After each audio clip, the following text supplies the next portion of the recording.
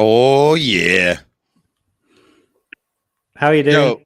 Yo, what's up, y'all? Yo, Matt French Shock and V-Bray, what's up? Yo, Shock, what's up, dude?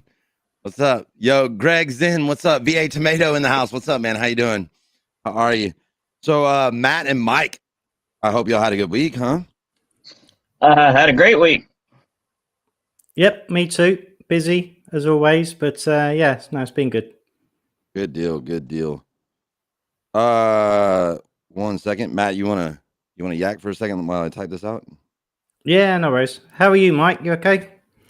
I've been good, actually. I'm glad you reached out to me, man. It means a lot. Yeah, we've obviously been having little chats for a while, but wanted to get you on for a long time as well. So it's good to see you here, and we'll explain a little bit more sort of to chat in a minute about what we're probably going to talk about, and let you have a bit of time to explain who you really are and stuff like that as well for anyone that doesn't know. But yeah, but have you been up to much this week? Much else? Actually, it's been a pretty busy week. It's been a busy week for my business, and it's been last night I was actually up till almost 4 o'clock in the morning. I went over to my mom's, and she's just so depressed and everything that she wanted to get her bedroom moved downstairs because she has a German Shepherd and he has trouble getting down the steps.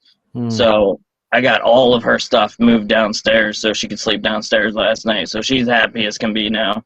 Yeah, we were talking about those German Shepherds earlier, weren't we? Because I think Chris has had one in the past as well, or a few, and they do tend to struggle with their back legs a lot, don't they? I think German Shepherds. They do. Yeah. Especially American breed. Yeah. That's our second one. Is it? Yeah, yeah. So, yeah, we've had a few in the past as well. I think we've had about 3 or 4, I think, over the years. But they're so loyal as well. Good dogs to have. Good breed. Yeah, they're very protective too. Yeah, that's a good thing about them. So, yeah, but in the right ways as well, I find. So, yeah. Yes. How have you been, Chris? Doing fucking awesome, man. Especially I got this PC back up and running. That was scary. Yeah, you sorted that out. Scary. Ducati, what's up, dude? What's up, Shock? Yo, you heading up over to Texas, V-Bray? Good shit, man. Good shit, bro. He said there's my favorite grunt. So a little kind of what we're doing today, y'all, is a little bit different, right? Well, we've got a guest, obviously Mike Carr over there, right? Over there. He's gonna kind of like introduce himself, y'all, and kind of give you a little bit of information on his story and what he's kind of been through in life, you know. And I think that's cool to have somebody up on here who's willing to share like some of their trials and tribulations, because you get firsthand info of what helps, what worked for them, how they better themselves, and I think, you know, like obviously having that insight is very, very helpful. What you reckon? Yeah, I've been really excited actually, Chris, because we've been wanting to have a few guests on for a while, really, and it's taken a little bit of time, but there's a really good list of people kind of coming up, and Mike was someone especially that been in contact with for a while and was looking forward to kind of having a proper conversation and a chat to. So I get a bit selfish on these things because I've spoken to a few people sort of in chats and stuff like that, but it's a really good opportunity to get to know people properly and just have a bit of a chin wag, really. So yeah, so there's some selfish reasons in there as well. It's good opportunity to kind of meet people and have a talk. But it takes courage too, you know, to come up. Yeah, no, definitely. Yeah, no, definitely. And you know, there's so many people out there as well with really interesting kind of experiences and stories, and you know, people that have really kind of fought and managed those situations sort of, you know, in lots of different ways. You know, so that they're still here today and being able to talk about them. And it is really good to have people, you know, that are willing to share their experiences and, you know, what's gone on for them. So thanks a lot, Mike, for kind of being here and taking part. Yeah, absolutely. Anytime, man. Well, yo, Mike, you want to go ahead and introduce yourself and get rocking and rolling, bro? Absolutely. So I am Mike Carr. I have been in the community with Netzel, and I've known Matt for quite a long time. Beginning of COVID happened, and I joined God's Plan RP with Netzel, and that's where I met Netzel. But my name is Mike Carr. I'm 33. just turned 33 on May 30th, and I have been down the ringer and to the bottom of the barrel and back up to the top, and it was not easy. So I live in Pasadena, Maryland. So I live in the United States. Good And deal. I struggle a lot with depression still to this day, but I find a way to get through every day. How So- did that kind of start to kind of begin with, Mike? What, as far as the addiction? Yeah, well, I know the we different- obviously kind of spoke a little bit off air as well, but sort of originally, sort of how did things kind of start before they kind of progressed further into, you know, kind of what kicked those events off for you, really? So, growing up, my great grandfather owned the Harley Davidson store in Baltimore. So Oh, we were wow. well off with money, and everything was great. Growing up as a kid, we had everything that we wanted. Never had any problems. Never had any deaths in the family. My first death that I had to deal with was in 2009, and it was my great grandmother who raised me. So that took a huge toll on me. And at the same time, I was going through a breakup with a high school girlfriend that I had been with for a long time. And I had always been drinking. I started drinking at a very young age, at probably about 11 or 12. And I never seen a problem with drinking. I was able to control myself. I didn't drink and drive. I didn't do anything that was dangerous. I was always the fun drunk. So basically, that's what kind of kicked it off. And then with my girlfriend cheating on me and my great grandmother passing away, it was just like, I just want to escape reality. Yeah. It was just too much to handle. Yeah. Yeah. That's- I think. Sorry, Chris. Come. So with that being said, like, what, so that kind of led you into start self-medicating? Yeah, so basically, my cousin, he was paralyzed in a wheelchair, so he had a prescription of painkillers. He had a prescription of oxycodone, and they were the 10 milligram ones. And he got so tired of seeing me depressed all the time that he was like, here, you know, and it wasn't in bed with bad intentions. He didn't know anything about it. Like when these people give you stuff, they don't tell you about the withdrawal. They don't tell you about the things that follow. They just tell you, hey, this will fix the problem. It'll make you feel better. So a lot of people fall into it very easily, and I've seen it so much over the years. And a lot of people will take that like I did, and I took. He passed me a pill. I took the pill, and I was like, hey, this is better than drinking. I don't have to drink a whole pint of vodka to get drunk. I could take a pill and feel 10 times better. So from there, it was like I was only doing them on the weekends, and then it got worse. I was doing them pretty much every day, and it does, as we know, it only takes 21 days to make a habit out of anything. So before I knew it, I had a habit. Didn't know anything about withdrawal. And this was probably around age 22. No, I'm sorry. I was 20. I was 20 when this happened. So I didn't really I had a lot of friends, but I didn't have anyone that was really there for me. I reached out to a lot of people when my great grandmother was passing away, and the one person that I wanted to be there for me, my ex-girlfriend, who was kind of my girlfriend at the time, wasn't there for me, and that kind of just it made me feel like a way that I have never felt before. Because like I said, I hadn't experienced anything like that in life before.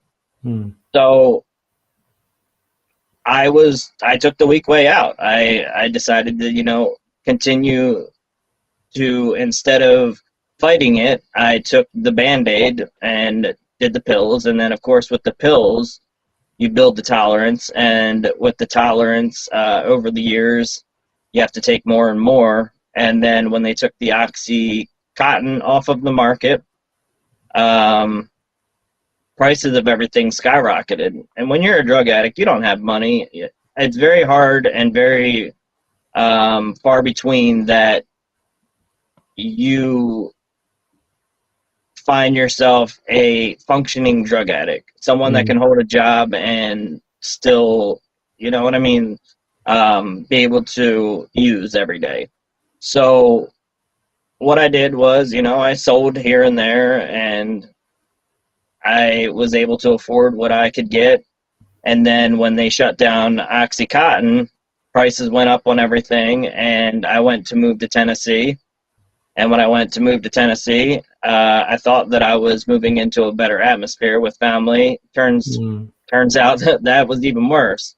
They were actually worse off than I was, and I was stuck there with them. Drove across country to Washington State, stayed there for a month. This was in 2011. And on the way home, I wrecked a U-Haul really bad. Didn't even go to the hospital, but the accident was stemmed from me and my uncle had taken an entire bottle of Xanax, and I passed out while driving. And when I passed out, woke up to my aunt knocking on the window because they were in the car behind us, basically saying, "Hey, you wrecked the truck. What happened?" And I was like, "No, I didn't," because the last thing I remember, I wasn't driving. So jumped out, and I didn't have a seatbelt on. I don't know how I didn't die. And that, honestly, that accident was kind of an eye-opener, but it wasn't enough eye-opener to make me want to quit. So when I came back from, went back to Tennessee and continued to heal up. And once I was finally healed up, my mom was like, you know, you need to come home. You need to come back to Maryland. So she sent me the money for gas to get back to Maryland. I came back to Maryland, and I live very close to Baltimore, Maryland. So that's the next thing was heroin. And I started shooting heroin. And shooting heroin, it seemed fun at the time because it's very easy, and I wasn't scared of it. I wasn't scared of death. I had already been, you know, with the depression and everything. It was really tough, and I thought I was enjoying it, and that went on for several years, and then that's when the fentanyl came out, and my grandmother found out that I was on it, and she was like, "Look, you know, you can't be around anymore. You have to go." And I kind of woke up one morning, and I was like, I need to find, you know, a way to get myself out of this, because I didn't enjoy it anymore at that time. This was back in 2018. So in 2018, the summer, I tried to dry myself out, and it took a lot. It took a lot. And the reason being is because that fentanyl stuff is no joke. I had overdosed twice and woke up in the hospital. Got very lucky because I can't count. I don't even have enough hands and fingers and toes to count how many people that I can name that I've lost from addiction and, you know, just mental health, period. So I said a prayer one night, and I said, either take me with you or guide me. I didn't know who I was talking to, because at that time I was delusional. I hadn't slept in probably 4 or 5 days. I was sick out of my mind. I hadn't eaten. I hadn't drank anything. And I woke up the next day, and I had no desire to use. No desire. Wow. And the last time I had ever touched anything was August 14th of 2018. So my clean date is August 15th of 2018. I do struggle with depression every day, very hard. But that's basically my story of, you know, how I got addicted, and I got tired of. I know a lot of people say this, and it makes no sense. When you get tired of being tired, I was tired of being tired of feeling the way that I was feeling. And I'm not talking about the depression part, because I wasn't depressed while I was using. Eventually it gets to the point where you can't shoot anymore because your veins obviously fall apart. And, you know, I was shooting up in my fingertips. I was doing things that would, you know, I looked at myself, and I didn't like who I seen in the mirror. I knew that I needed to change. I knew that if I didn't change, I was going to end up in jail or dead. And I didn't want that. I didn't want that at all. I had a family. I had a lot of friends to live for. And once I got clean, the depression really kicked in. It kicked in hard. Yeah. Because you find out who your friends are when you get clean. That's one thing I will tell you. I think as well, isn't it? You know, a lot of times when you're under the influence of substances, even if your tolerance levels are high and you don't seem or feel that you have the same effects from them, they're still masking a lot of feelings as well, aren't they? And covering a lot of feelings. So, you know, when kind of, you know, you move away from sort of those substances, then those feelings start coming back, and you still have to kind of deal with, you know, what might have been there before, even years before. So, you know, what you kind of explained there, I really kind of recognize from a lot of people that I've worked with in the past who all say the same. It's, you know, kind of when those substances have reduced or gone, kind of then all the feelings come flooding back, and even normal feelings can be overwhelming as well, because you might not have felt those for a long time.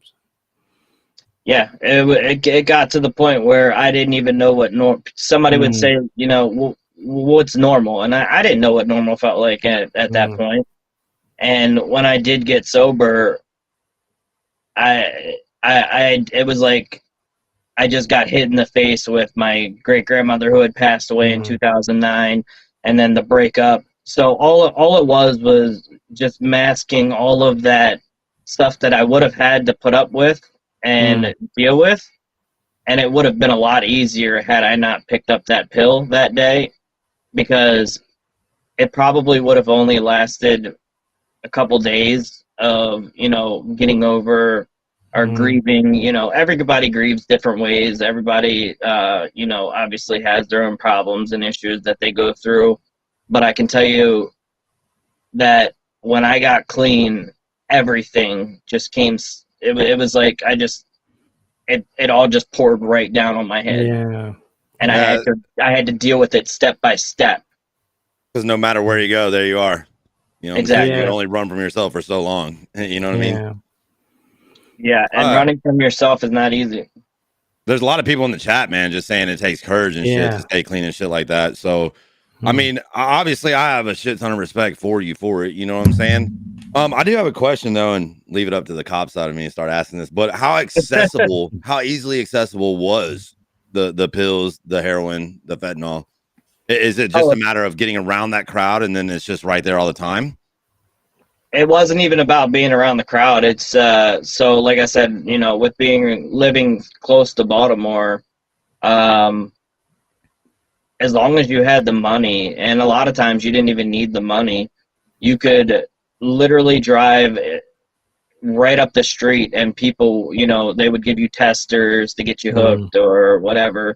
I mean, it was more accessible than, you know, anything. It's really disgusting looking back at how easy it was to get. You could get it 24 hours, 7 days a week, and like I said, it didn't matter how much money you had. The more money you had, obviously, the better off you were. And I was doing about $100 to $200 a day of pure fentanyl.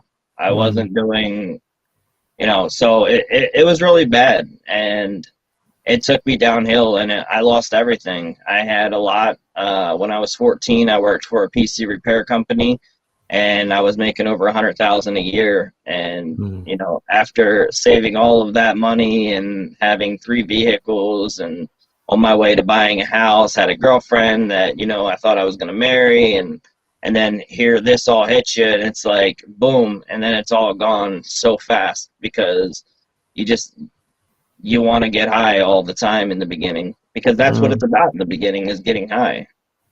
You just want to escape that reality, that feeling that nobody likes, but everybody has to deal with. Right. Yeah. I think sort of my background's working a lot in addictions, and I think talking to sort of those people, most of them kind of explained sort of, you know, that coming away from substances, you know, even sort of 20, 25 years later, it was like waking up the first day that they ever took substances, you know. So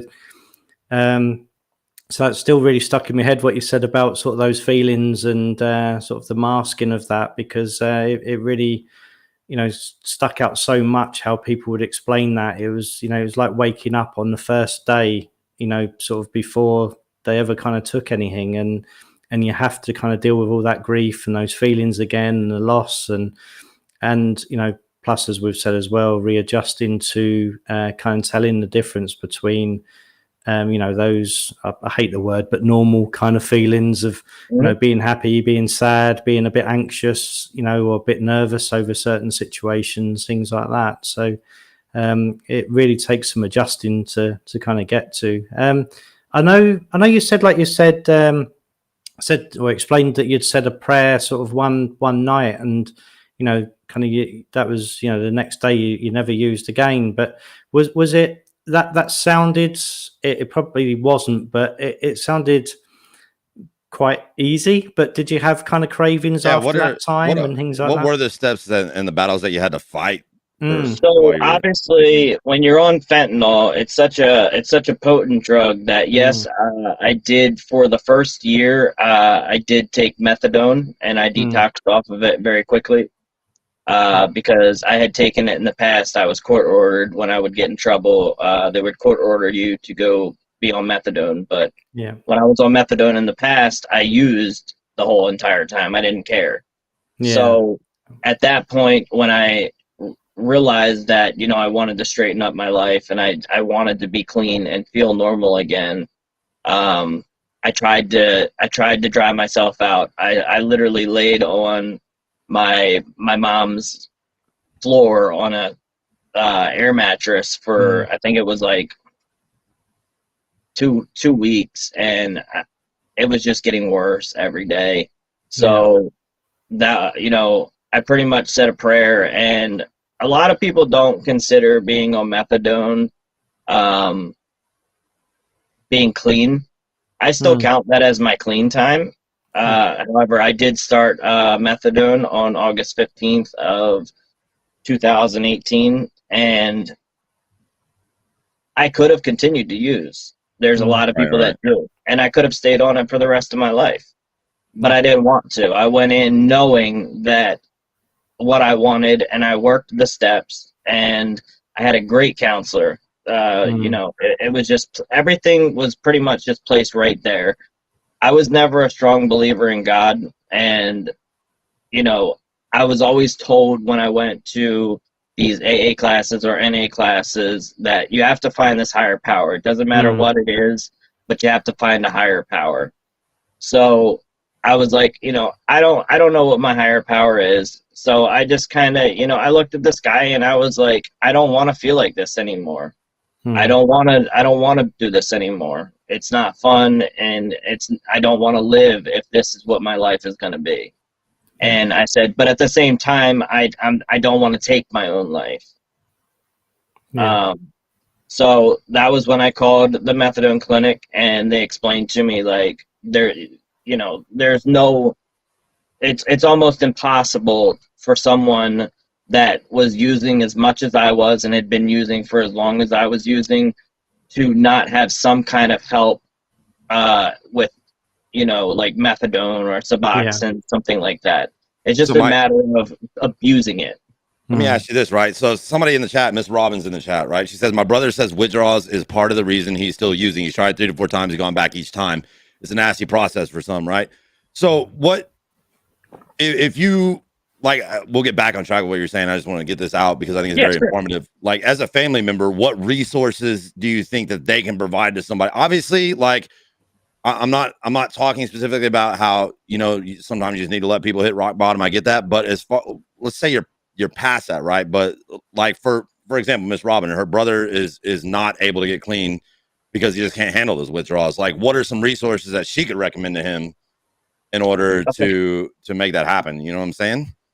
So, I mean, obviously it's choice. I get that. You know what I'm saying? Yeah, one, I mean, step number 1 is obviously, you know, knowing that you have a problem and wanting to change it. If you don't want to change it, then it's not going to change. And a lot of people will say that they want to get clean for their family, but mentally, in their state of mind, they're still, you know, and that's why a lot of people relapse, is because of the state of mind. It's the state of mind that tells you, like, I want to get clean and I want to be, you know, clean for my family and I want to do this, but the withdrawals are so severe sometimes that they overpower you. It's almost like somebody else is in control of your body.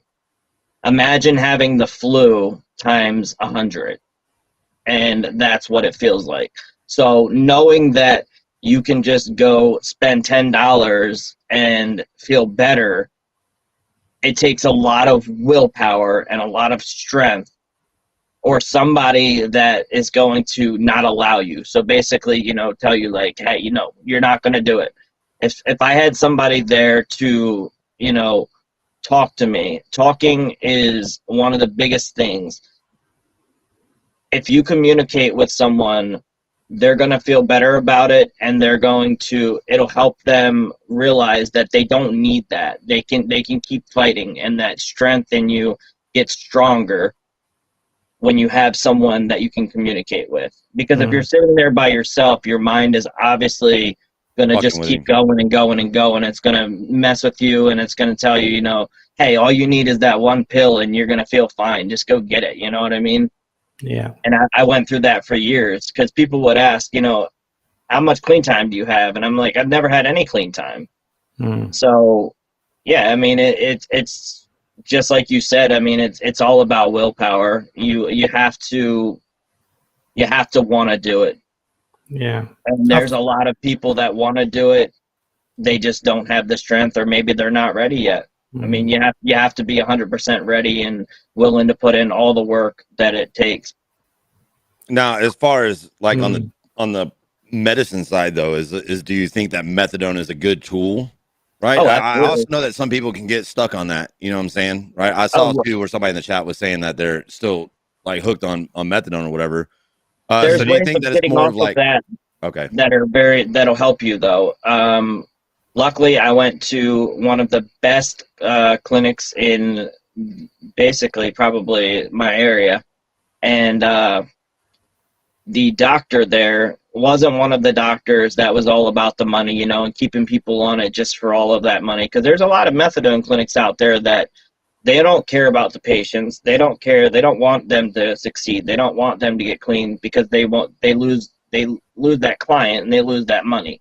So if they can keep that client even on 1 milligram of methadone, which is the last milligram that's the hardest milligram to get off of. Yeah. And if you take the right vitamins, it will help you. And when I say this, the doctor told me, she gave me a list of medications to take, or vitamins, all natural vitamins. The number 1 vitamin that you need to take when detoxing off of methadone is magnesium. You need to take 1,000 milligrams of magnesium and keep yourself hydrated, and you will have no problems getting off of it. So do you recommend going the methadone route? For someone that has been addicted to heroin or fentanyl, yes. For someone that is just addicted to Oxycodone, no. If you're just addicted to oxycodone, I can tell you right now that I could have very easily dried myself out in a week with that, because that drug is so weak. And when I say weak, I mean for a drug addict, not a normal person. For somebody that's never used, it's very strong. Well, in comparison to heroin and fentanyl, right? Yeah. So they could go the Suboxone route, which, if you can do it yourself, it's always better, obviously, because you always have that chance of getting stuck on either Suboxone or methadone. Suboxone never worked for me. I don't know if it just didn't, work with my chemical compound in my brain or whatever, but it never did anything for me. It never got me high. It never got me it never did anything at all for me. So that was out of the picture, even when I was just using oxycodone. So like I said, if I would have, just dried myself out, and I know it's possible because I've seen so many people do it. My brother, he was shooting oxycodone, and he was able to get himself clean by just locking himself in. He pretty much just locked himself in a hotel room for, I think it was 2 weeks, and didn't take his phone or anything, and came back and was completely fine. So and he's been clean ever since also. So it's 100% able to be done. And I used to be against methadone so much because I was like, it's just a legal way of getting high. And that was because a lot of these programs, like I said, they don't want to see you succeed, because that causes them to lose money. So it's all about finding the right resources also. There's so many resources out there. If you know that your counselor isn't helping and they're kind of just like, pushing you off, they're not talking to you. I was spending about an hour to 2 hours every time I would go to the methadone clinic speaking with my counselor, and she taught me so many ways to deal with depression, so many ways to deal with, who I am, and accepting and loving myself. And there was more that she had taught me about myself than I had ever known about myself. And she taught me about how to love people and how to love myself again, and how hating people only hurts yourself. One of the number one things that helped me get clean was like I said, obviously the detox part was the magnesium, but the meditation is, or yoga. I mean, I didn't want to do yoga. That wasn't something that I could see myself doing, but I'm a little too big to be rolling around on a ball or stretching like that. But the meditation, it took so long, but once I was able to, focus in on that, and there's so many resources just on the internet that can help you figure out how to do things. And it's all about having that person that can guide you and teach you things that you don't know. Because I thought I knew everything. I didn't know anything. I was just a drug addict that was lost and wanted everything handed to me, and it didn't help. It didn't help at all. How kind of, when I was working in that background as well, sort of how important would you say kind of being truthful is to kind of yourself and to that support sort of during that time? So this was the difference between when I was on methadone the first time and the second time. The first time I hid the truth. I lied. I used fake urine for the urinalysis. I basically cheated the system every way that I could, because I knew that I was going to get high right after leaving there.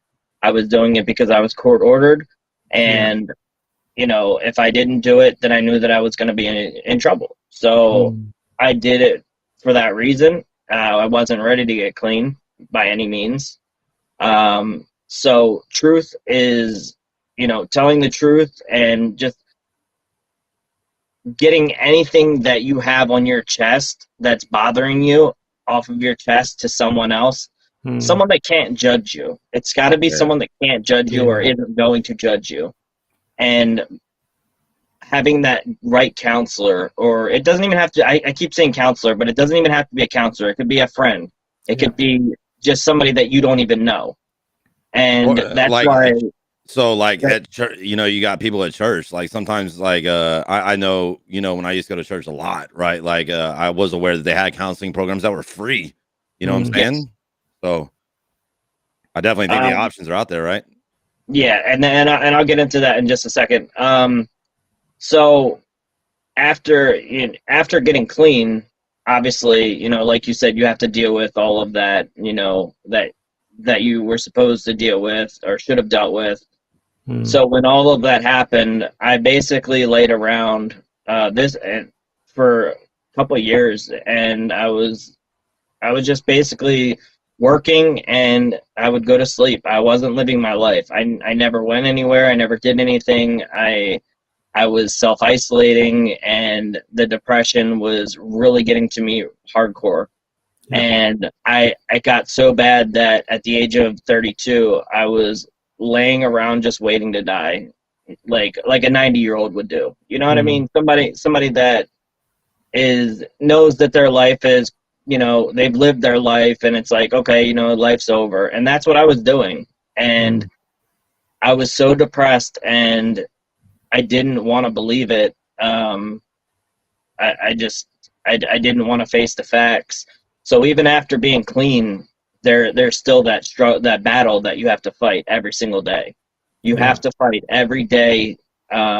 So what I did was, I had not slept.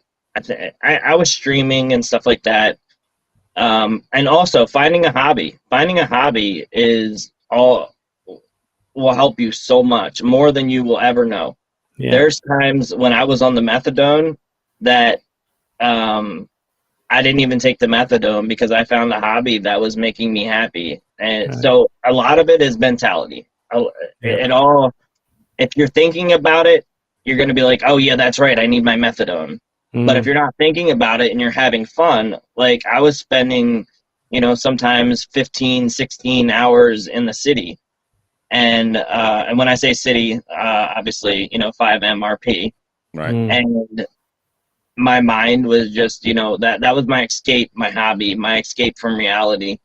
And that helped me so much. And I met a lot of great people. That's obviously how I know you guys. And building that community is so much. Having people there for you that you can call and talk to really helps. Because when I had this panic attack and breakdown on, I think it was August 16th, Lansing, he's second in charge of Aftermath. He's one of my good friends. He lives right up in Pennsylvania, not far from me. When I first met him, I drove up and I took him a PC part. I took him a brand new EVGA 2080 Supra for his computer because I was like, hey, you need this. You do a lot for the server. I think you should have this. So I gave it to him, and, we had readers, we talked and stuff like that. And we hang out and stuff like that all the time. So he ended up calling me the day before Easter, and it was like he just had a gut feeling. And we talked, and he was like, what's going on? And it was almost like he knew that something had been going wrong. And after talking to him that day, now keep in mind also that his daughter's 10th birthday was the next day.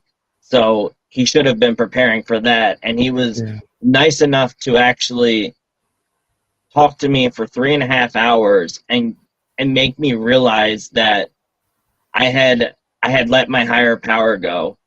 And that higher power, once I pulled that back in, and I am religious, so, picking up the Bible was what I really needed. And when I picked it up, I realized that I needed to go back to church. So I went back to church, and this kind of hits on what Netzel was saying. Going back to church, they have these groups, and they have people that you can talk to, and these people, they don't judge you. They allow you to speak of anything that you want to, and since that day, I have been doing very well. I still obviously deal with depression. I wake up every morning with thinking, how am I going to get through today? Yeah. And it's humans are, a creature of habitat, or humans are a creature of, what's the word I'm looking for?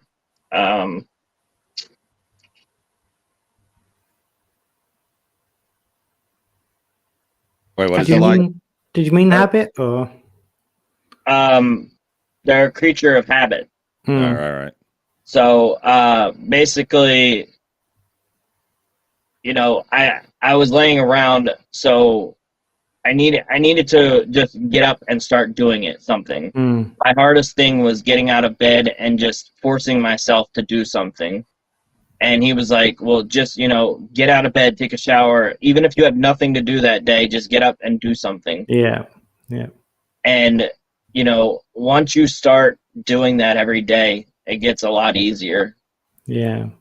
That's, we recognize that, don't we, Chris, for that, make your bed. Goddamn right. Yeah. And so, Mike, dude, like what I really think, man, is like, at the end of the day, and we were kind of talking about this before, y'all, about, because Mike was asked questions like, can I talk about religion? Can I talk about this? And naturally, anything that helps motivate somebody, we would always encourage, And I have my personal beliefs now, what I'm saying, whatever they may be, right? But I believe that surrounding yourself and putting yourself in the right environment is a huge key and a huge factor into being successful in anything that you do. So Mike, do you think it's fair to say that what you found out of going to church, right, and going to those groups, right, just puts you in that right mind frame, you know what I'm saying, and set you up for success, Well, yeah, I can absolutely say that, because going to church, leaving church, I feel more of a high than I've ever felt in my life. Even when I was shooting heroin, the high that I get when I leave church feels so good that it just makes you want to go back. Right. Because you're surrounded by all of these people that don't judge you and are there to help you. So yeah, I completely would say yes. Yeah, I mean, I was going to ask a similar thing to Chris, really, because we often talk about the company you keep and the people that you have around you. So I know there you kind of mentioned sort of other relatives that were kind of perhaps using at the same time as well. Was that kind of a hard environment for you to be in with, or did you have to make many changes to kind of move away from those people that were around you? I did. So I'm in a very small community, and my community, pretty much everybody started using at the same time. We were all friends. I had to cut ties with everyone. I cut ties with everyone. I had to cut ties with my brother because he was still using. Anybody that had anything to do with, drugs, I had to cut ties with them, because even just the slightest thing could have been a trigger, even though it wasn't. And I got lucky. Yes, you do. You have to cut ties with them. You can't continue to be clean and sell drugs. You can't be clean and continue to talk to people that are going to talk about war stories, those are triggers for you, and those are things that are going to make you be like, okay, well, I can do it, just one time to have fun. No, you can't do it one time just to have fun, because that one time is all you were doing in the beginning. Yeah. And that one time is all it takes. And that one time now, with the fentanyl on the streets, could kill you. Yeah. Yeah. It's just crazy how growing up, man, I always remember, I've always related this, right? This is how I justify being a parent now, right? Like, I just remember my parents saying, you are who you hang around, and I remember thinking that was just complete bullshit, when I was growing up. But man, look, I mean, growing up and going through life experiences, it's true.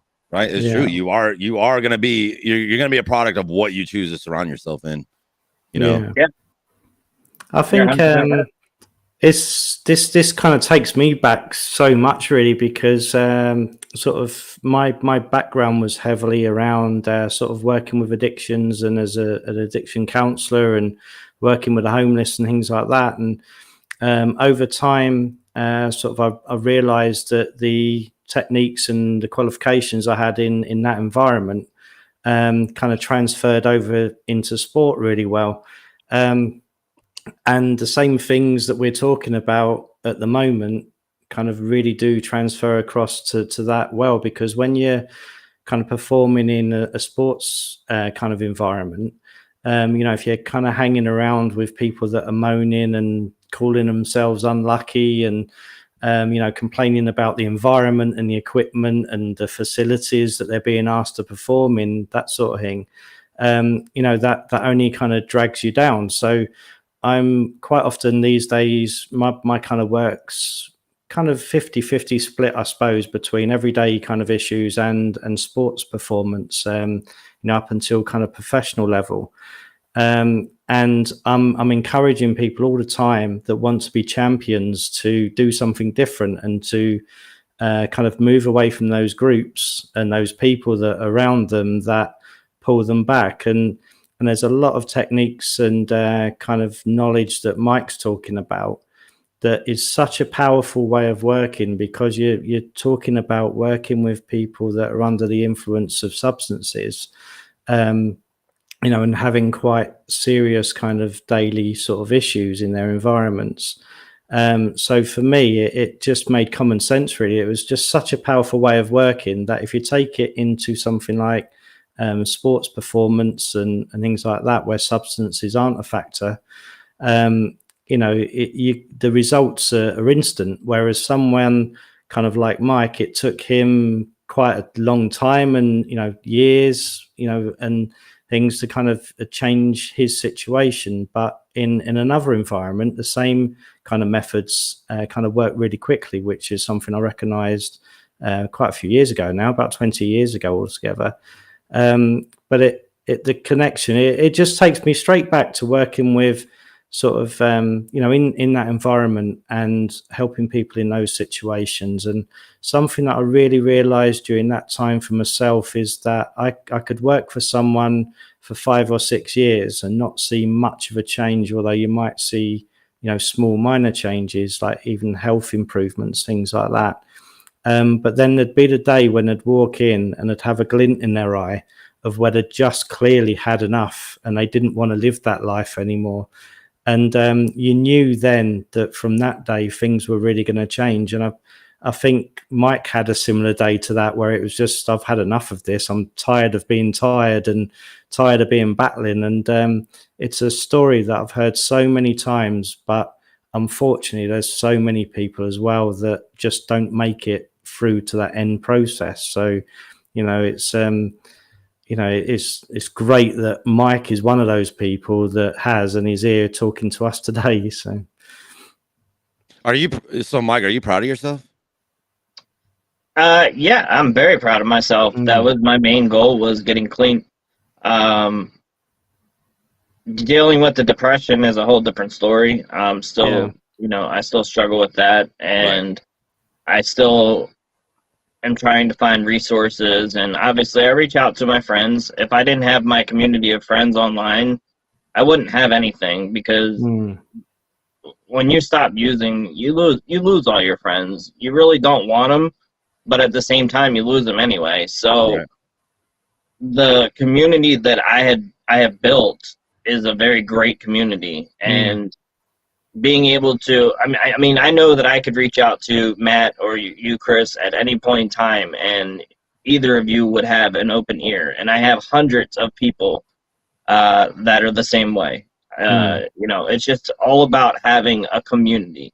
And it doesn't have to be a community online. It could be a community of people, at a NA and AA meetings never worked for me. I did work the steps, but I worked them on my own.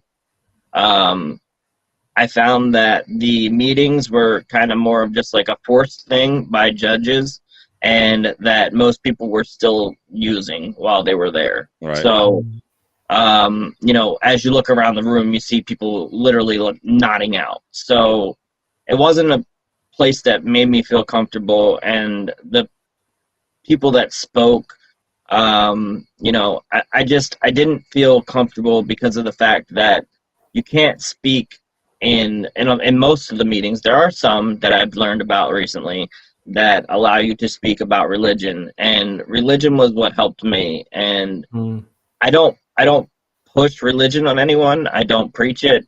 But I do like to talk about it because it's part of my story. Yeah. And I can't talk about it in there, so I feel like that was not for me. So I found a church that does have really great meetings, and they're not NA or AA meetings. They're just basically meetings for people to talk about whatever. I mean, there's people that have, you know, addictions to being overweight and eating. There's people that have sex addictions. There's people that have whatever it is. It's just a group of people that can sit there and talk and relate, and they help each other get through every day. And you get these people's phone numbers, and you build this community. You have to have a group of people that are going to have your back at all times. And I hate to say it, but it can't be your family. Right. Okay. You always have your family, and you're always gonna want your family to have your back. But the group of people that you need to tell you the cold, hard truth is not going to be your family. Yeah. And I don't think that's ill-natured of family. I think that's just, you know what I'm saying? Like, it's family, right? You always try and encourage and shit like that. You know, when sometimes you don't need that. You need, hey, this is what it fucking is. You know what I'm saying? I say all the time, I wish my mom would have kicked me out when I first started. Yeah, I think because that was a big thing in our work as well, is you know, families will always try to do the right things, but because they're very close, and you know, because they care in a different way, and because they love in a different way, you know, they can quite often enable you to kind of carry on, really, and not, you know, kind of the people that I've seen achieve the most are the ones that probably, unfortunately, have dropped the furthest. And, you know, and hit proper rock bottom, whereas quite a lot of families, they'll, you know, people will fall, but they'll kind of just hold them suspended in kind of a limbo, really, for some time. And, you know, that might be in kind of a, you know, providing shelter, it might be providing food, you know, water, money, you know, sometimes just to kind of keep going enough, and giving enough where they can still, you know, it still enables them to carry on the same behaviors. And unfortunately, quite often it does take families to kind of pull that safety net away, for the person to kind of really kind of fall and then realize and kind of then pick themselves up again. I always felt that enabling was quite dangerous, really, because that's when your body is going through so many extremes, because you're getting healthy and then you're falling again, and you're getting healthy again, and you know, really dry. So you've got that extreme up and down sort of constantly, sort of when that's going on. Yeah, a lot of people don't realize that enabling is something that you don't realize you're doing, because enabling, it doesn't just mean that you're giving the person money to go buy drugs. Letting someone letting us, even your own son or daughter, live at your house while they're using is, you know, basically a form of enabling. But it's very hard for a parent to kick their daughter or their son out when they're using, knowing that there's a possibility that they could lose them. A strong possibility. It's very hard. No, it's very understandable. It's hugely understandable sort of reaction, you know, because, and there's lots of different ways to lose people as well, isn't there? You know, we think of the extreme of, you know, them dying on the streets, perhaps, things like that, but there's lots of different ways of losing people, and you know, in the worry about what harm will come to them, and you know, health issues and things like that as well. So it's completely understandable, but it's a kind of a very hard thing to do. And I've spoken to so many families. I used to be a family lead actually years ago, and I'd spend a lot of time working with the families, perhaps more than the person that was using the substances. And it was a conversation that we had so many times, and it was such a hard thing, understandably, for families to kind of make decisions around and to make changes. And very few, to be honest, sort of were willing to take kind of that shelter away. Or,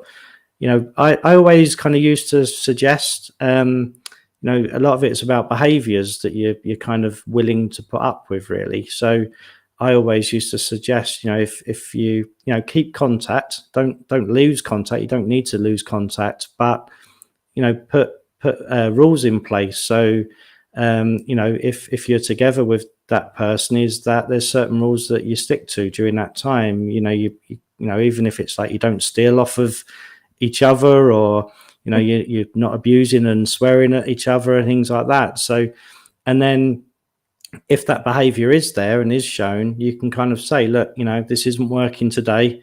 This kind of goes against the agreement that we've had. You obviously need to do whatever you need to do. So, let's try again tomorrow, or let's try again in a few days. So you're keeping that contact, but you're making it clear that behavior isn't acceptable. But again, it's a very hard thing to do when you're worried about, someone that much, a loved one, that really is asking for help in different ways, but it's often the unhealthy ways that they're asking. Or I think the way that we would give them help, right? Like kind of like what Mike was saying. Like it's almost, Mike, do you think it's fair to say that having family there is almost a safety net? Oh yeah, absolutely. Absolutely. It's definitely a safety net. You just have to be very aware of the fact that while it being a safety net, it's also a double-edged sword, right? It is. It's a double-edged sword because they're enabling. And that's what. So Robin was saying that she was been telling someone that, or my sister is always bugging him, and I know she's almost pushing him farther away. Same with my parents; they need to kick him out. They're scared to lose him, but if they keep calling him, we're all going to lose him.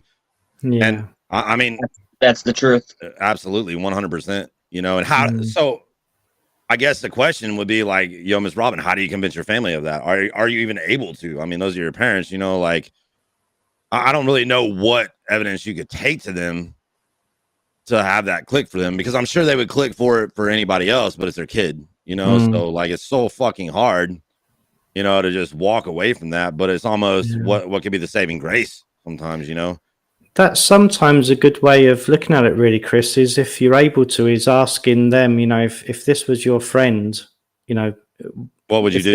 If this was your friend's family, what advice would you be giving them? So trying to encourage them to sort of move away from being in that situation, really, and looking at it from the outside sometimes helps. That sometimes only strikes up a conversation and only a little bit of a difference in thinking, or, it starts that thought process. So it might not actually change a lot, especially to start off with, but it might just kind of get that ball rolling, even if it's, one other person to start with that then, perhaps has conversations with the rest of the family and things. So that was something that we used to encourage quite a lot, is try to take, even one person out of that situation, say, look, if this was another family, what would you be suggesting to them, and what would you kind of encourage them to do? And that might just encourage that sort of difference in thinking and behavioural reactions that way. The other way I'd kind of suggest is, if possible, try to get some sort of outside influence, like a service involved, or, someone, that can help with families and advise families, like I used to do myself years ago, really, sort of like a mediator, sort of that would talk to families. And over here, it might be a little bit different, but they've got services over here that will work with families. So, and they'll first put themselves across as like family support, but they'll be having those conversations as well during that time. So they'll be there to support the family with the behaviors that are going on, but they'll also be trying to give suggestions of what the family can do as well differently, to encourage different behavior from the loved one. Mike, so they have like family AA stuff, right? I wonder if that's any different than the experience that you had with AA, since people would voluntarily be there. You know what I mean? Yes, they do. And honestly, they have all different kinds of AA and NA. Like I said, I had never gotten really into it. Right. It does work for a lot of people. You just have to find the right one. Give it a chance.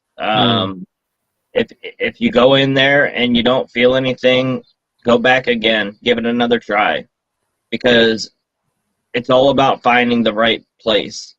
You might not think it's the right place the first time or the second time, but the third time you go there, you might hear a story that helps you. Yeah. It's all about hearing that one story that fits you perfectly. And then when you have that story that fits you perfectly, you know that there's someone out there that's just like you and that can relate. And then you see that they have clean time, and it makes you think, oh, wow, if this person has clean time, I can do it. Yeah. Yeah. I think, you know, I'm sure you talking this evening as well, you know, we get a lot of people kind of, you know, sort of obviously taking part in chat, which we haven't read out all the messages. I know Chris Armstrong sort of mentioned that. I think he's, you know, not too far away from you. So he was saying, you know, anytime you kind of want to have a chat as well. And there was some other great comments as well. Miss Christina was talking about how she's 11 years clean and sober, right? Yeah. Nice. Yeah. Congratulations. Yeah. She said it brought a tear to her eye when you're talking about one of your moments, man. So, like, you're definitely inspiring me and other people. You know what I'm saying, by your sobriety, right? And we have sort of people there as well that don't take part in chat sometimes, but they just kind of listen and watch, which is absolutely fine. And you know, every now and again, sort of they'll get in contact as well and say, you know, that was a great conversation the other night. It's really helped me, or you know, really stuck out for me. So I'm sure you'll be helping people as well, just kind of sharing what you are at the moment. So one question I sort of had as well is sort of with the depression now and things like that, what do you do to kind of help with that? What have you found sort of helps support you with that? And is it kind of... That's still kind of new to me. It's obviously, as you know, just last week I was in a, you know, pretty rough rut, and I kind of pulled through it for right now. And I know it's going to come back. It's always going to be there. Yeah. I've decided that, you know, getting myself back into shape, back into who I used to be before I started using, and being, you know, just being the best person that I can be every day. Forcing myself to get out of bed, take a shower, brush my teeth, you know, comb my hair, you know, just trim up, and then take a walk, get outside, stop self-isolating, because self-isolating is the entire reason that people, you know, fall into that deep depression that is almost impossible to come out of.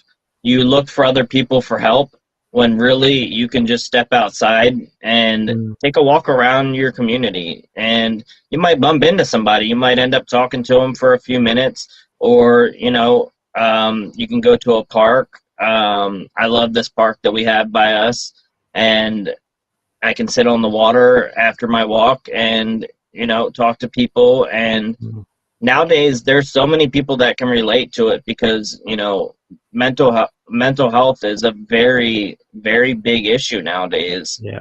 There's more people that have it since COVID than anything. There's been so many people, and that's one of the reasons I started streaming, was because I thought, if I can stream and I can help just one person in my entire life, then I did good. I did what I wanted to do. 100%. Yeah. No, definitely. And more recently as well, you know, for years and years, they've been saying really it's, you know, it's a lot to do with the chemicals in your brain that, you know, kind of reduce. And that's what, you know, causes a lot of people depression and anxiety and things like that. And it's strange in lots of ways, because I didn't always kind of buy into that myself as much as what other people kind of seem to, although we was being told that during training and things. But more research has come out in just recent weeks to say that seems to be a lot less the case, and it is more to do with kind of putting other things back into your lifestyle, like keeping fit, eating healthily, changing your environment, so that if you're not happy with your environment, whatever that is doing things proactively to kind of change that and to make it better and make it a happier environment for you. So which I've very much always aired on the side of that, really. It always kind of made common sense to myself, and I'm fully behind that. So we had a little chat about medication. I think it was perhaps last week or a couple of weeks ago, where there's certainly a place for medication, and there always will be. I think it's great for giving your body and your brain a bit of a break and a bit of a pause when you're feeling all these feelings, and you need some support, and you need to give yourself, in your system, kind of that time and that space to kind of recover. But I'm very much for carrying on searching for positive, other proactive things to kind of help you as well, like exercise, diet, and sleep, and that sort of stuff. But even with the new research that's come out recently over the last couple of weeks, it's it directs you even more so, is that those things will really kind of help you if you're feeling low. The biggest step is when you're feeling low and you're lacking motivation, is that quite often you really don't want to get out of bed, or you really don't want to get out of that front door. So it is about making those small little steps at those times. And like what you said, kind of getting up in the morning, you might not have somewhere to go to start off with. Have a routine. Yeah, and just start trying to put some sort of healthy routine and structure in place, and that then just gets the ball rolling. I think the good thing about that too, right? And I experienced this to this day. Like I've always told myself to take those daily hikes down to the river and shit like that. You know what I'm saying? But it's been so goddamn hot, man. I'm like, man, fuck that. Yeah. You know what I'm saying? But Yeah. I end up feeling guilty about not doing it. Right? You know what I'm saying? It's so weird because it's just whatever, you know what I'm saying? But I end up feeling guilty by not doing it because I feel like it affects my overall day. You know what I'm saying? Like I feel like I committed myself to do something, I'm not doing it. Right. Yeah. And just like we always talk about making your bed, or those little tasks, it could be on any scale. And Mike, I wholeheartedly believe in this. Just waking up, getting out of bed. Number one is a blessing. Number two, doing that one activity that gets that ball rolling in the right direction. You know what I'm saying? It's I don't think people think it's just petty and small, but to me it's not. To me it's a big fucking deal. The good thing about that new research is that more than ever, it kind of proves and puts that emphasis onto us, is that we can make changes, and we've got more control over that than what we perhaps ever kind of thought we had, because there's some comments at the moment coming out of saying, of course, it was always put across that it was chemicals in your brain, because the pharmaceutical companies, they make the medications, and it's a big money process. So there's a few comments flying around at the moment about that, but forget all that, forget the politics and things. Research shows is that we've got more control than what we thought we had on, shaping how we want our lives to be, and our happiness to be, and our environments to be. So knowing that we've got more control over that, hopefully gives us a bit of motivation of making those small steps to start off with, and like I said, really getting that ball rolling and making some positive changes. I agree. Right. And I think that we owe it to ourselves. You know what I'm saying? Like we owe happiness to ourselves, and we can do a lot of that on our own, and I think that if we just kind of adjust sometimes, I know for me, it took adjustment of lifestyle, an adjustment of way of thinking. And instead of being pissed off at the world and not giving a fuck about nothing, like I started to learn by taking certain steps and help from counselors and shit that I can, if I'm focusing on the little things that I can do and whatnot to better myself, what it's done is end up affecting my whole outlook on life. Right. And then I believe, and I'm sure, Mike, you could probably vouch for this 100% versus how when you were a fucking addict, bro, like how you had nobody But now that you're past it, and now that you have a whole different frame of mind, like your aroma that you just generate and give off attracts people, and then you have a better relationship with people. You know what I'm saying? And I think that not only does that help me individually, but it also helped open a lot of doors for me. A lot of great things that I've missed out on life by being so sheltered and pissed off and all the other shit over whatever, all the circumstances that I went through, but now I just like I said earlier, waking up is a fucking blessing, man. It really is, dude. Like I am happy to wake up every day. I look forward to tomorrow. Even when rough times come, like I know that, you know what, dude, no matter what, there could be worse things. There are people that are getting fucking in really bad ways in life, man. You know what I'm saying? And I'm not, like I'm just having to deal with these small stressors that used to be big deals to me, but now they're not so much, as long as I stay prepared, right, on getting through them. Yeah. Yeah, that was one of the biggest things that helped me also was, you always have to remember there's always someone out there that has it 10 times worse than you do. And, you saying that, you give yourself guilt about not going down to the lake or river because it's so hot out or whatever. I feel the same way. If I don't get my walk in the morning, I feel like I didn't do, what I was supposed to do because I got out of my routine. And, with having that routine, that's basically what keeps us going every day.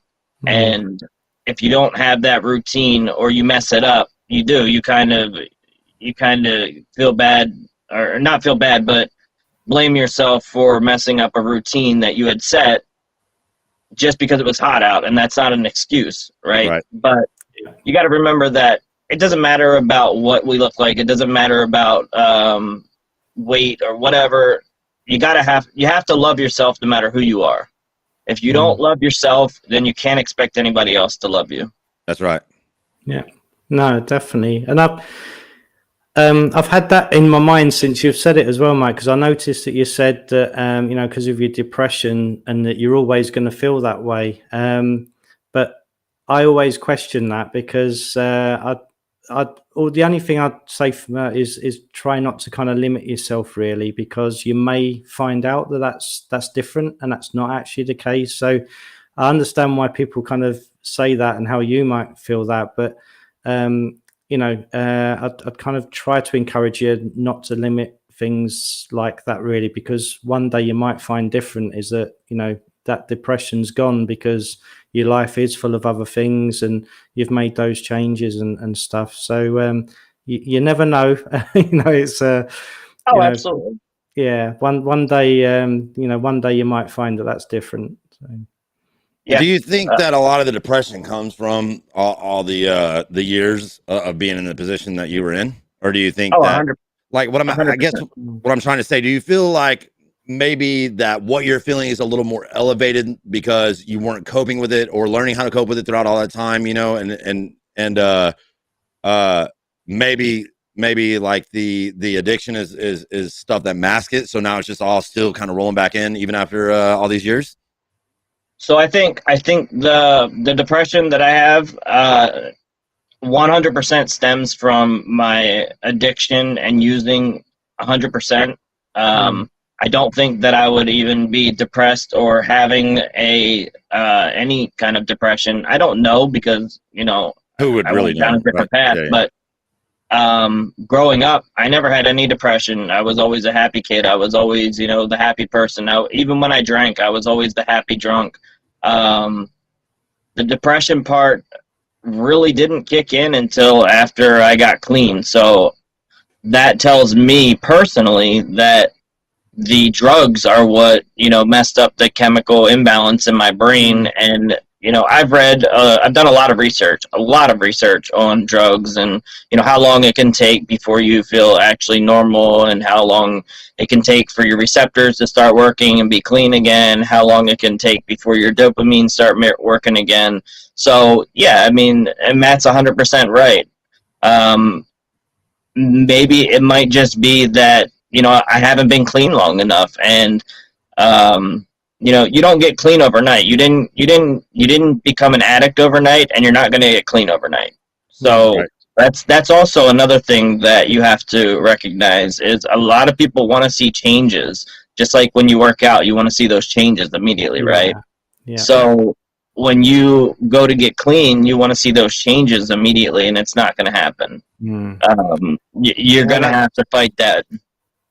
That is such a big thing, actually, and that's something that used to come up all the time again, and still does in my work today as well, because the way that life works quite often, unfortunately, is that we can walk and tread the right path for what we think is the right path for so long, kind of expecting those rewards to kind of come along, like you said, fairly quickly or the next day or fairly immediately.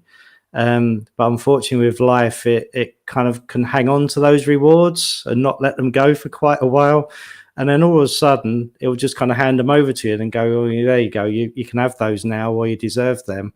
And it doesn't always fit in the timeline that we as humans kind of feel that we should kind of get them or deserve them. But I always used to, when I was working with sort of people in that environment, I'd always kind of explain that to them and have those conversations with them and kind of see it as a test, really, as in not getting those rewards when you feel that you should have them is a bit of a test of someone, or that higher power, if you like, sort of sitting there going, well, hang on a minute, let's, you've done well, you're doing well, you think you've kind of cracked it, but let's just see, if you really have. So I'll keep these rewards to myself.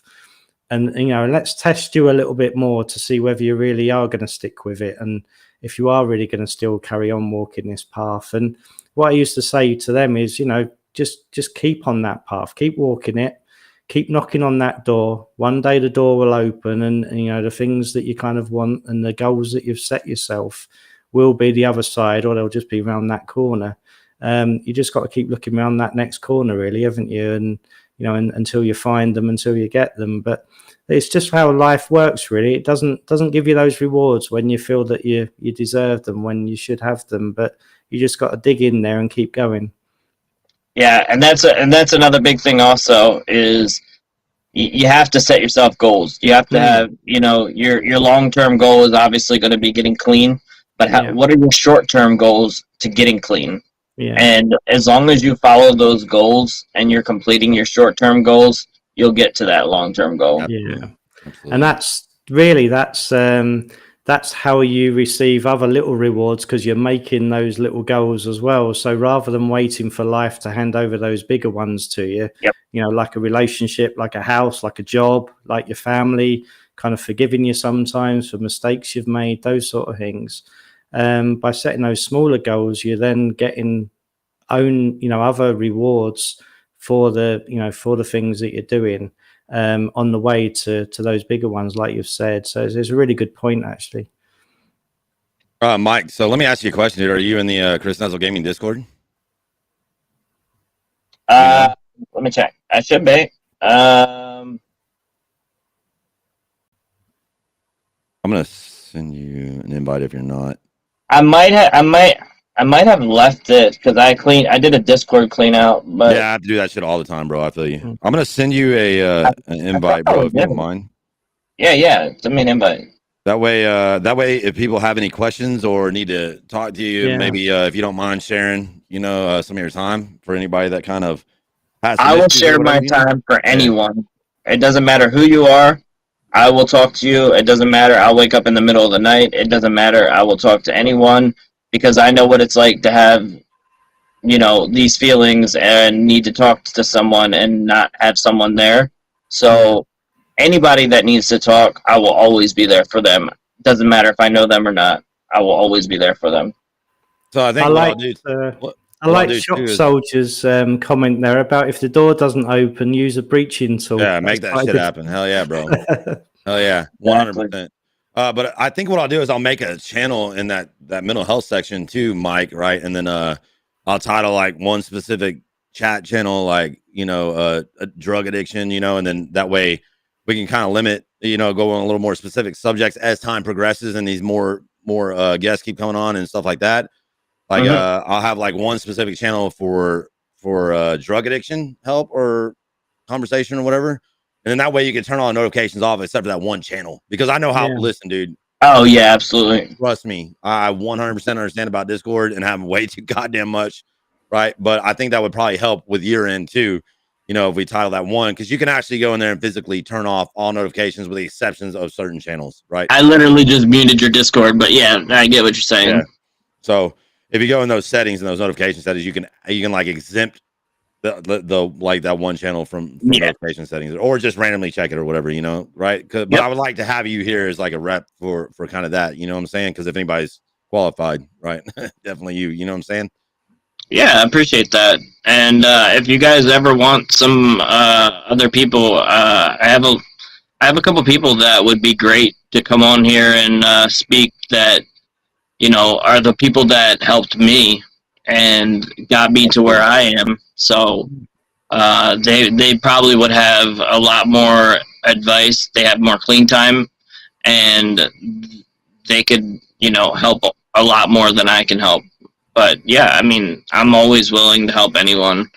I mean, I'm told every day that I'm too nice of a person and that I do too much for people that don't deserve it. So, but that's just how I was raised. And, you know, I was selfish for many years when I used, and I feel that now is the time to give back. When I give back, it makes me feel better. And there's nothing wrong with that at all, man. Nothing wrong with that at all. Well, I'll tell you this, Mike, man, I'm honored to know you, and I'm proud of you, you know? Well, thank you. I appreciate that. I truly am honored to know you, man. Like that's your story, dude, is very, very, I mean, I'm just, you overcame it. You know what I'm saying? And I know it's still a fight every day. Don't get me wrong. I'm not saying that it's okay to get comfortable, but I mean, look at you. Look at you. You know what I'm saying? Like, that's good shit, man. It's fucking badass. Yeah, I put on some weight. I'm not too happy about, but like I said, you got to love yourself no matter what. And, you know, that's it. That's part of my goals is, you know, getting back into the gym and losing some weight. That's why I've been walking. And, yeah, it's been tough walking with this hot weather and humidity, but, you know, you got to do it. You got to do the things that aren't easy. You know, we do the things that are easy, but we don't always do the things that are hard. And doing the things that are hard are the things that are going to pay off. Absolutely. So Matt, do you have kind of anything in closing here too? Just really, obviously, that, you know, it's been a real pleasure for, you know, to have sort of Mike on this evening. And there's been some great comments in chat again, and a great response to Mike as well. I was kind of catching some of those, but we didn't really have time to kind of read all of those out. But you know, thank you very much to Mike for kind of sharing your story and talking about that, because I know that would have, you know, helped, you know, a few people out in chat, and you know, this, because it's on YouTube as well, I'm sure people will kind of watch this in the future and get something from it as well. Absolutely. So thank you very much for your time and for sharing that. It's personally for me, it's it takes me back to a time, you know, that I'm very thankful for, because, you know, my journey and my path was, you know, included sort of working with people with addictions and in courts and police stations and things like that, and prisons and stuff. And it was a time where it was very hard, and there were some very serious issues and problems that went on during that time. It was devastating to lose, you know, some of the clients that we worked with during that time that didn't get through that kind of process.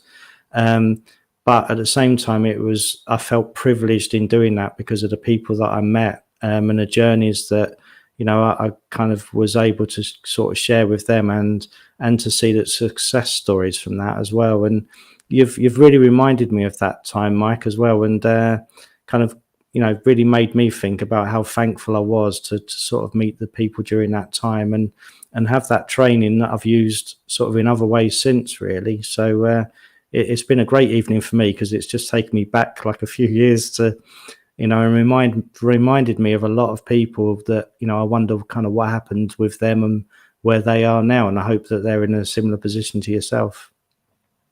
I hope so. I hope so too, man. Yeah. Hopefully. And like I was saying, I've been in chat plenty of times. I've watched, and I've told, you know, both of you guys that I would really like to, you know, come on the podcast. I guess I just didn't have the courage to do it. So when you reached out to me, I was like, okay, sure, yeah, I'll do it. And then obviously, as you know, today I was like, I don't know what I'm gonna say. I'm gonna know. So yeah, I mean, this was great, and I loved it. And like I said, if you could just help one person, that's all that matters to me. Yeah, it's you that will help them, I'm sure. And obviously I haven't had a chance to speak to Chris, but me personally, I'd love to have you back on again, sometime as well, to sort of see how you're doing. And because there's so many questions that people could kind of ask, and sort of that I want to ask as well, really. But yeah, absolutely, be good. All right. Yeah, well, I'll come back on whenever you guys want me to. I mean, I'll go buy a webcam. I'm using my phone right now. That was my biggest thing. I was like, I don't have a webcam. What am I gonna do if it doesn't work on my phone? So just as fine, man. Just as fine. Yeah, nice. Right? Well, it's been good. When it cools off, you'll probably see me doing these out in the fucking river and shit. You know what I'm saying? I'm down for that too, man. I'll go sit at my park. Yeah, that'd be good. All righty. Well, Mike, love you, buddy. And I'm gonna tell you, man, I'm honored to know you, and I'm proud. That's for damn sure. Absolutely. I love you guys too, man. A lot of people can't do, So much respect, dude, for sure. How do people catch your stream, Mike? Well, I haven't been streaming lately. I've been debating on, streaming again. I just don't know what I'm gonna stream because I kind of gotten out of RP. I really haven't had time for it, but I think I'm going to make more time for it just because of the fact that the depression is starting to get a little bit worse. So finding that hobby again and finding that passion, it's all about finding that passion in what I want to do. And it doesn't matter. Like, I don't have to stream, GTA. It doesn't matter if I have 1 or 5 people watching. It doesn't matter if I have no people watching. As long as, like I said, my stream helps one person, then that's all that matters to me. So I think I am going to do it just for that reason. It'll be on Facebook. I'm not going to switch to Twitch. There's just no point. I don't feel like setting all that stuff up. I already have it set up for Facebook, and it's just, I feel like I can reach a lot more people for the right reasons on Facebook than I can on Twitch. Twitch is, obviously people who want to watch the game, where I can actually communicate with my viewers and the people that are going to be watching me stream. Yeah, while they may enjoy the game, they're there to hear my story, because I'll tell my story while I'm streaming. I'm sure you've heard it, Matt. You've been in there. I'll talk about it. I'm not afraid to talk about it. I'm not afraid to talk about anything. I don't have any regrets in life. If I had to do my life again, I wouldn't change a thing. I'm happy with where I am. I'm happy with the people that I know. If I've changed things, I wouldn't know you guys. And knowing you guys, no, definitely, it's amazing. So, what is it on Facebook? It's going to be Carr's Gaming. And 2 R's, right? Yep, 2 R's. Let me put this down. You used to play my intro a fair bit on there, didn't you? So play what? You used to play the intro on there a fair bit, I think. So, yes, that's actually how we got talking. Was I messaged you and I said, "Hey, do you mind if I use your intro?" It was just so inspirational. It was like my story. Like it made me feel good. And listening to, champions was like, that's me, that's me. Yeah. And that's how I felt. And that was why I opened every stream with that song, is because when I play that song, it really touched home for me. Yeah, I still haven't used that in the way that I wanted to. So I think to this day, I think you still actually played it more than what I have. So it's well done, and thanks for that. So I'll tell you what, my viewers love it. So yeah, it might need a bit of a relaunch this year. So I'll have to start using it myself. Well, yeah, there you go, man. I'm gonna tell you, it's been a beautiful Friday, and I'm grateful for both of y'all, man. I really am. And once again, huge shout out to my boy Mike Carr here, fucking taking life by the fucking throat and smashing it, right? All right. So, chat, once again, Carr's Gaming on Facebook. Go show them love, even though I despise Facebook, but I'll still show love. Right? Who knows? Maybe I'll switch to Twitch. It's not about the money for me. So if it's not about the money, then going to Twitch is okay because I definitely took more of a hit there. But I don't know, man. I love y'all. I appreciate y'all. All y'all on chat. Listen, Mike Carr is now in the Discord on ChrisNetzelGaming. So if you got anything that you want to get off your chest or whatever it may be, like he'll be up in there. Okay, y'all. I love you guys, man. I hope you have a beautiful Friday. We're gonna be live on Twitch after this in about 30 minutes to an hour with a new character on GTA. Right? If you guys want a little sneak peek, I'll show you. But I haven't switched it out yet. You over there as well, Chris. So. Here's the new character. Oh shit! Hold on, let me dim it. Right. God damn. There's a new character. Okay. So we're gonna be rocking him tonight, y'all. All right. But I appreciate you guys, man. Yo, Matt, much love. Mike, much love. Yeah, and you too, Chris. We will see y'all next week. You got some interesting comments popping up now. Oh yeah, that's not good, right? Oh gosh, here we go again. Hold on, that's so funny. I don't know how. I guess I need to. Yikes.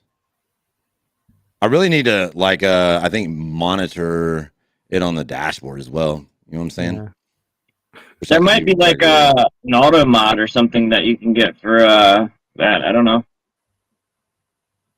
Let's see here. I think somebody already got it actually. Oh yeah, Shock already got it. Oh yeah. Good shit. All right. Yeah. Listen, we love you guys, man. Yo, chat, y'all thebomb.com. Much respect and much love for y'all being here. Mike, Matt, love you guys, and we'll see you next week, huh? Yeah, you too. Catch you next week. All right, you guys have a good one, and I look forward to being back on the show sometime. Yep, see you soon, Mike. Thanks a lot for that. Yeah, right, I'll talk to you guys. All right, everyone have a good one. Yep, you too.